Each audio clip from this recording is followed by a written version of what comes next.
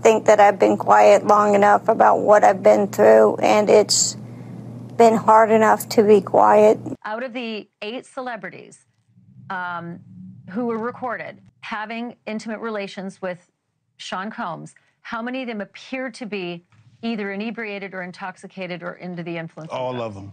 All of them. Sean Combs turns to me and he says, "Why haven't we ever partied like this before? This is not a party. You raped me." Undercover on the beat, so twerk it, bitch. Bonjour, bonsoir tout le monde, je suis ravie de vous retrouver aujourd'hui pour une nouvelle vidéo, toujours en voix off, hein, désolée, comme je vous l'avais annoncé, j'ai toujours le dos bloqué. Promis, la semaine prochaine, on reprendra le format normal. Donc aujourd'hui, je voulais vous faire un update sur l'affaire Diddy et Jay-Z. J'ai pas parlé de la plainte qui avait été déposée contre lui fin de l'année dernière. Je vous avais évoqué cette plainte dans un update sur Diddy. Il s'agissait d'une jeune fille de 13 ans à l'époque, c'était en 2000.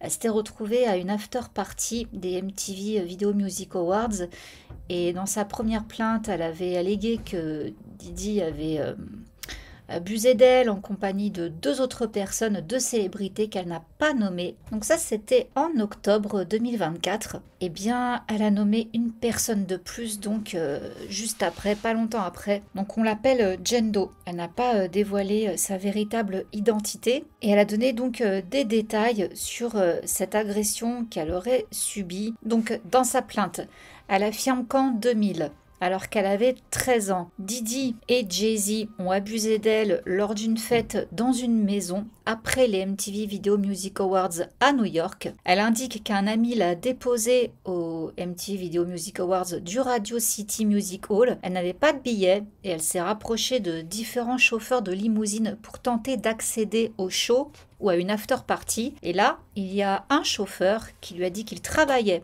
pour Diddy et qu'elle correspondait à ce qu'il recherchait. Il l'aurait invitée à une fête après le spectacle et lui a dit de retourner à sa voiture plus tard dans la soirée après avoir transporté Diddy. Donc toujours dans sa plainte, elle a dit que plus tard, le chauffeur serait venu la chercher.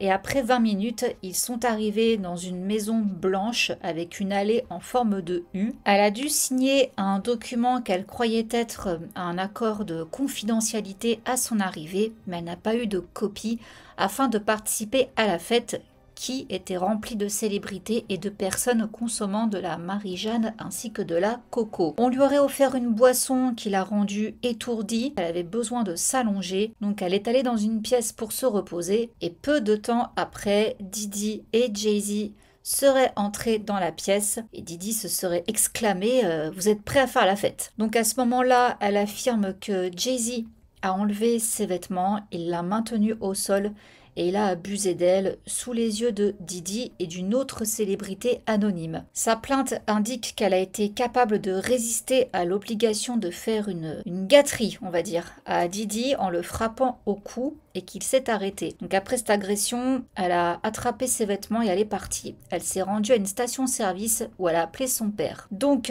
dans sa plainte, elle réclame des dommages et intérêts non précisé. Et de là, on a donc Jay-Z qui a réagi avec un communiqué qu'il a publié via sa maison de disques Roc Nation. Donc je vous lis le communiqué. Mon avocat a reçu une tentative de chantage appelée lettre de mise en demeure de la part d'un avocat nommé Tony Buzbee. Alors là, pour rappel, Tony Buzbee, c'est donc celui qui se charge en fait de toutes les présumées victimes de tous les plaignants dans l'affaire Diddy. Il avait estimé que la nature des allégations et l'attention du public portées à ces accusations me pousseraient à accepter un règlement à l'amiable. Non monsieur, cela a eu l'effet inverse. Cela m'a donné envie de dénoncer l'escroc que vous êtes. Ces allégations sont tellement odieuses que je vous implore de déposer une plainte au pénal et non au civil. Quiconque commet un tel crime à l'encontre d'un mineur devrait être enfermé, n'êtes-vous pas d'accord? Ces victimes présumées mériteraient une véritable justice si c'était le cas. Mon seul chagrin concerne ma famille. Ma femme et moi allons devoir nous asseoir avec nos enfants, dont l'un à l'âge où ses amis vont sûrement voir des articles et poser des questions sur la nature de ces accusations, et leur expliquer la cruauté et la cupidité des gens. Je regrette cette nouvelle perte d'innocence. Alors oui, pour rappel, ses enfants, donc on a Blue Ivy qui est l'aînée des 3 enfants qu'il a donc avec Beyoncé. Elle a 12 ans et ensuite ils ont des jumeaux, Cyr et Rumi, qui ont 7 ans. Vous avez fait une terrible erreur de jugement en pensant que toutes les célébrités sont les mêmes. Je ne viens pas de votre monde, je suis un jeune homme qui a fait son chemin depuis Brooklyn. Nous ne jouons pas à ce genre de jeu. Nous avons des codes et un sens de l'honneur très strict. Nous protégeons les enfants. Seul votre réseau de théoriciens du complot, de faux physiciens, croira aux accusations idiotes que vous avez portées contre moi et qui, sans la gravité des dommages causés aux enfants, seraient risibles. Alors suite à ça, on a donc Tony Buzbee, l'avocat donc des plaignants dans l'affaire, qui a déclaré que cette plaidoirie parlait d'elle-même. Il s'agit d'une affaire très sérieuse qui sera portée devant les tribunaux. Alors ensuite, il y a eu encore un update le 14 décembre, où là, il a été relevé certaines incohérences. Donc elle admet qu'il y a effectivement des incohérences dans ses allégations. Elle décrivait avoir parlé avec le musicien Benji Madden et son frère lors de cette fête, avant que son père ne vienne la chercher après l'agression, présumée, je précise. Cependant, un représentant des frères Madden a confirmé à NBC qu'ils avaient fait une tournée dans le Midwest américain pendant les Video Music Awards. Et son père aurait déclaré qu'il ne se souvenait pas de ce qui aurait été un trajet de plus de 5 heures pour rentrer chez elle. On a un ami de la plaignante qui l'aurait conduite à la cérémonie de remise des prix, mais elle est décédée depuis. Donc comme je vous disais, cette Jane Doe a admis sur NBC qu'elle avait commis quelques erreurs en se souvenant de la nuit où elle dit avoir été agressée par Jay-Z et Diddy, mais elle maintient ses allégations. I think that I've been quiet long enough about what I've been through, and it's been hard enough to be quiet.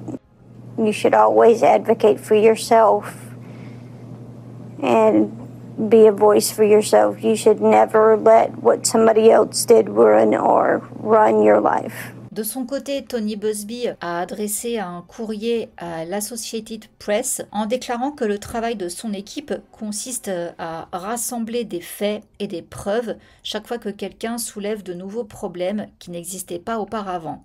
Donc il a indiqué qu'il continuerait à vérifier les témoignages de la plaignante. Et il y a donc Jay-Z qui a publié une déclaration affirmant que l'interview de NBC confirmait sa position selon laquelle Tony Buzbee et sa cliente l'avaient ciblé avec une fausse plainte pour gagner de l'argent et de la renommée. Cet incident ne s'est pas produit et pourtant il l'a déposé devant le tribunal et a redoublé d'efforts dans la presse. La vraie justice arrive. Nous combattons par la victoire, pas pour la victoire. C'était fini avant même de commencer. Cet avocat ne s'en rend pas encore compte, mais bientôt, il s'en rendra compte. L'avocat de Jay-Z, Alex Spiro, a demandé le classement des poursuites contre son client dans un communiqué. Donc voici ce qu'il déclare. Il est stupéfiant qu'un avocat non seulement dépose une plainte aussi grave sans examen approprié, mais cela ne ferait qu'empirer les choses en colportant davantage cette fausse histoire dans la presse. Alors pour l'instant, il n'y a pas de remise en cause du témoignage de Jane Doe, tout simplement parce que selon des experts qui travaillent dans End Violence Against Women International, ils avaient fait un rapport en 2008 indiquant que les victimes d'agressions intimes peuvent faire des déclarations incomplètes, incohérentes ou même fausses en raison de troubles de la pensée résultant d'un traumatisme. Et on a donc Jay-Z qui affirme que Tony Buzbee lui aurait envoyé une lettre de mise en demeure, donc ça on le savait, c'était le 5 novembre, qu'il considérait comme une tentative de chantage à peine voilée, affirmant que Tony Buzbee tentait de lui extorquer de l'argent après avoir envoyé une lettre menaçant de rendre publiques les allégations de VIOL de sa cliente si il ne payait pas. Tony Buzbee a qualifié la lettre adressée à Jay-Z d'offre de médiation pour un règlement financier à l'amiable avant que sa cliente ne poursuive en justice. Mais donc, selon Tony Buzbee, Jay-Z a rejeté un règlement à l'amiable. Du coup, Jane Doe a poursuivi Jay-Z en justice le 9 décembre. Alors il y a eu encore un autre update le 23 décembre 2024. Vous allez voir qu'en fait tout ça, ça part en guerre d'avocats. Il y a Jay-Z qui ajoute une réclamation pour diffamation à une poursuite d'extorsion. Alors il affirme que Tony Buzbee l'a diffamé en se lançant dans une croisade médiatique pour l'accuser d'avoir agressé intimement cette jeune fille de 13 ans donc à l'époque. Considéré dans le contexte des déclarations antérieures de Tony Buzbee menaçant de déposer des plaintes pénales et de faire honte publiquement à une longue liste de célébrités selon ses dires, le message des demandes d'extorsion était clair: payez ou faites face à une enquête criminelle et à une réputation ruinée. Voilà ce que déclaraient donc les avocats de Jay-Z. Alors Jay-Z affirme également que la lettre de mise en demeure de Tony Buzbee ne donnait qu'un délai de 2 semaines pour s'engager dans une médiation confidentielle. Et selon donc ses avocats, les clients, les plaignants de Tony Buzbee cherchaient quelque chose de substantiel par le biais d'un règlement. Et si Jay-Z ne parvenait pas à un accord, Tony suivrait une voie différente. En bref, les accusés ont placé une arme sur la tête de Monsieur Carter. Oui, Sean Carter, c'est le vrai nom de Jay-Z, pour rappel. Les déclarations et la correspondance des accusés ont clairement mis en évidence la menace immédiate et étendue d'exposition si Monsieur Carter ne payait pas. Bon, en résumé, selon les avocats de Jay-Z, pile je gagne, face tu perds. Parce que là, je vous résume avec des mots peut-être un petit peu plus simples. Selon eux, le fait que Tony Buzbee demande un règlement à l'amiable pour sa plaignante et que donc Jay-Z paye, c'est donc de l'extorsion. S'il ne veut pas donc payer, eh bien Tony Buzbee et sa plaignante poursuivent donc Jay-Z, donc soit au civil soit au pénal. Selon Jay-Z, ça en fait c'est de la diffamation, et le fait qu'en plus ça soit relayé dans les médias, voilà, ça alimente la diffamation. Les avocats de Jay-Z affirment que Tony Buzbee a commencé à diffamer Jay-Z en octobre dernier, et ils accusent donc Tony Buzbee de se lancer dans une croisade médiatique pour menacer et intimider toute personne ayant pu entrer en contact avec Diddy. Et afin d'étayer leur dire, ils ont fait des captures d'écran de l'activité de Tony Buzbee sur les réseaux sociaux, y compris un message suggérant que Jay-Z était impliqué dans les agressions présumées de Diddy. Ces avocats se sont également concentrés sur un article de TMZ daté du 10 décembre dernier, dans lequel Tony Buzbee indiquait que sa cliente pourrait déposer une plainte pénale contre Jay-Z à New York. Voici ce que disent les avocats. Les propos de Tony Buzbee ont été soigneusement calculé pour laisser au public une conclusion inévitable, que Jay-Z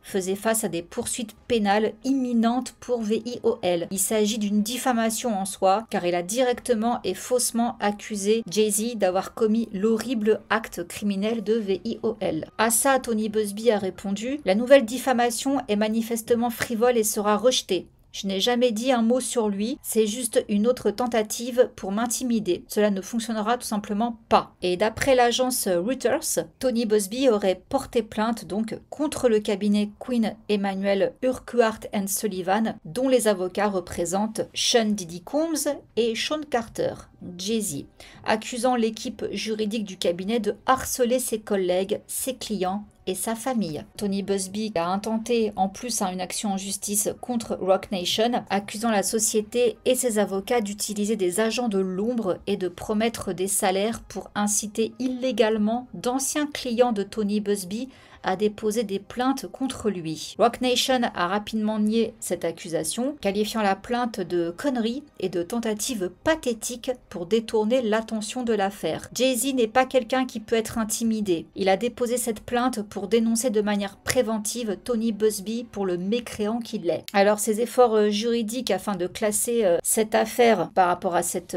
jeune femme, cette Jane Doe, ont été rejetés par un juge de New York. Donc c'est une juge, elle s'appelle Torres. Elle est chargée de cette affaire et elle condamne même un des avocats de Jay-Z pour tactique agressive. Le dépôt incessant de requêtes agressives par l'avocat de Carter, donc Jay-Z, contenant un langage incendiaire et des attaques ad hominem, alors là, signification argument par lequel on attaque l'adversaire directement dans sa personne en lui opposant ses propres paroles ou ses propres actes, voilà, est inapproprié, constitue un gaspillage de ressources judiciaires et une tactique peu susceptible de profiter à son client. Elle a également rejeté la demande des avocats de Jay-Z visant un rejet accéléré de la demande de la femme sur la base des incohérences fausses qu'elle avait admises. Le tribunal n'accélérera pas le processus judiciaire simplement parce que l'avocat l'exige. Elle a également relevé que Alex Spiro, donc l'avocat de Jay-Z, avait déclaré avoir l'intention de déposer immédiatement la requête pour annuler la plainte modifiée de Jane Doe, mais qu'il n'avait pas accordé à cette femme-là les 5 jours requis pour répondre. C'est inacceptable, a critiqué la juge. Et elle a également accordé à Jane Doe, donc cette accusatrice, la possibilité de poursuivre sa plainte de manière anonyme. Oui, car du coup, le camp Jay-Z voulait qu'elle révèle publiquement son identité. Bon, la juge a refusé. Elle a également condamné l'avocat de Jay-Z, Alex Spiro, pour avoir affirmé que Tony Buzbee, l'avocat donc de la plaignante de Jane Doe, tentait d'extorquer son client. Depuis que l'avocat de Carter a comparu pour la première fois dans cette affaire il y a 17 jours, il a soumis une litanie de lettres et de requêtes tentant de contester la moralité de l'avocat de la plaignante, beaucoup d'entre elles exposant la prétendue urgence de cette affaire. Bien que l'avocat de Carter accuse l'avocat de la plaignante de souffrir d'une incapacité chronique à suivre les règles, l'avocat de Carter n'a pas respecté les règles claires de cette cour. Bon, on comprend que la juge, les avocats de Jay-Z, ça le fait pas avec elle. Et du coup, nouveau rebondissement, le 8 janvier 2025, Jay-Z dépose une requête pour rejeter le procès en cours intenté contre lui. Donc cette nouvelle motion de rejet comprend la demande d'imposer une sanction monétaire ou des frais à l'encontre de Tony Buzbee et de son cabinet d'avocats pour des faits allégués sans enquête suffisante ou pour avoir omis de retirer ces allégations une fois qu'il est clair qu'elles sont fausses ou extrêmement improbables. Tony Buzbee a déclaré: Monsieur Spiro et son entreprise sont payés à l'heure. Alors il dépose beaucoup de courriers indésirables auprès de la cour. À chaque dépôt frénétique, son équipe pue le désespoir. Lui et son équipe pensent que les lois et les règles ne s'appliquent pas à eux. Ils ont complètement tort. Ils pensent également qu'ils peuvent intimider les avocats des victimes en déposant des plaidoiries sans fondement et frivoles, pleines de mensonges et de demi-vérités. Ils ont complètement tort, nous ne serons jamais harcelés ou intimidés. Alors franchement, limite, la pauvre Jane Doe, on l'oublie dans cette histoire.